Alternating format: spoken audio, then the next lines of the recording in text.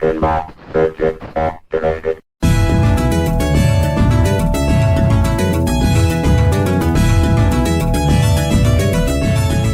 Pinball fans, this is Rick from Panther City Pins. Welcome to the workshop.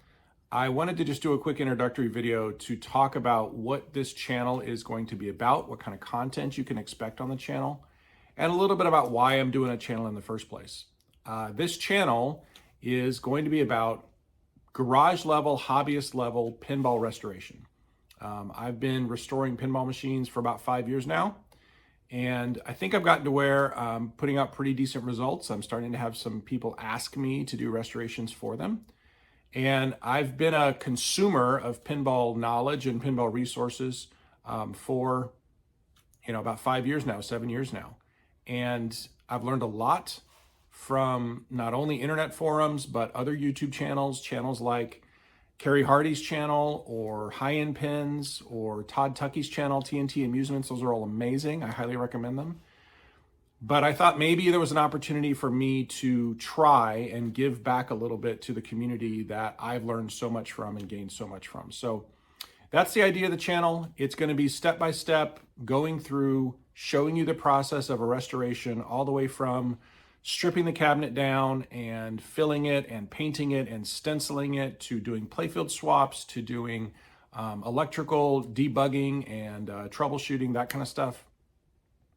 I'm going to work mainly on solid state machines. My kind of comfort zone, my wheelhouse is System 11 up to WPC type pinball machines. For those of you who don't know the pinball jargon, that's early 80s through the early 90s. That's kind of what I love. That's the machines I really kind of gravitate towards, at least to work on and restore. I do some early Bally solid state stuff. I have done some electromechanical machines in the past. It's not my forte. It's not my focus. There's a friend of mine that lives about 5 minutes away that does electromechanical machines, and he's amazing. And I use him as a huge resource whenever I do an EM machine. So that's the idea of the channel. I'm really not going to do product reviews necessarily. If one comes along, I might do one. If I buy a new product, I might go over it with you. I'm not going to review all the new pinball machines that come out. If I buy a new machine, I'll probably do a video on it. So how did I get into pinball? I'll make a long story short because I don't want to bore you too much. But about 7 years ago, I got into pinball, and it was really a response to wanting to have an opportunity for my kids who were becoming teenagers to have kind of a place for their friends to come over and hang out and that kind of thing. I'm a child of the 80s. I grew up in arcades. I was really much more of a video game person than a pinball person as a child.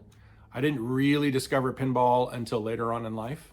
But I do really love the feel of the arcade, the feel of the lights and the colors and the sounds of an arcade. I love the kinetic feature, that kind of the kinetic feel of a pinball machine. And it's something where there's a lot of skill to it, and that kind of intrigues me as well. So my first pinball machine was Pinbot, and I bought that machine for $750, I believe. It wasn't working at the time. And I brought it home and started working on it in my garage and got it to where I could get it to turn on, but I couldn't get it to boot. And I ended up calling a guy that does pinball repair here locally, and he came out, and I basically sat there and watched him work on this pinball machine for about 3 hours. And it turned out it was a chip on the MPU that was bad. And he replaced that, soldered it into the board, and then we had a working pinball machine. And I love Pinbot. It's a fantastic machine. I think still System 11s are my go-to machine for new pinball people. When they ask me what should I buy as my first machine, almost always I say System 11. The newer Sterns are great, but not everybody can drop $7,000 on a pinball machine if they're really not sure they're going to like pinball. So I think System 11 still, even in today's pinball market, represent the biggest bang for buck for me for a new pinball owner. So anyhow, so I started out with Pinbot. My second machine I bought was a Data East Jurassic Park, which I loved, but ended up selling later on down the road. And it kind of snowballed from there. Since then, I've owned probably somewhere in the range of 20 pinball machines or so overall, between owning them, keeping them, selling them, trading them, that kind of thing. That's not really counting the restorations that I've done, because I don't really count those as ownership necessarily. Currently in my game room, I have 6 pinball machines. I have Godzilla from Stern. I have Foo Fighters from Stern. I have Jurassic Park from Stern. And those are my 3 modern Stern machines. I have an Attack from Mars remake. I have a Lord of the Rings, and I have a Whirlwind. And those are what's upstairs. Down here, I have Taxi over there that's going to get restored. And I also have a Pinbot that I just got in a trade. That's going to be a restoration that's going to come on the channel down the road. I'm currently working on a Xenon for a customer. This is the second Xenon I've done. Hopefully I learned from the first one, and this one's actually coming out pretty good, I think. And then I have a Cyclone. And that Cyclone is going to be my next project after I finish the Xenon. And that game is going to be at TPF. I also have a Surf Champ over there that's an electromechanical machine from Gottlieb. And that one is going to be a retheme / custom redo, hopefully. So that'll be another adventure that I'm looking to get into. So anyhow, the projects that'll be coming down the pipe on the channel, unless some others come in, you never know. Cyclone is going to be next. That's a Williams game, circus theme. I'm excited about that one because it's going to be my Texas Pinball Festival entry for this year.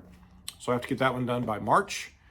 And it's going to have some custom artwork on the side. I'm going to use the regular stenciling, but we're going to liven it up with some different colors and things. So that'll be kind of fun to do. I haven't ever done that before.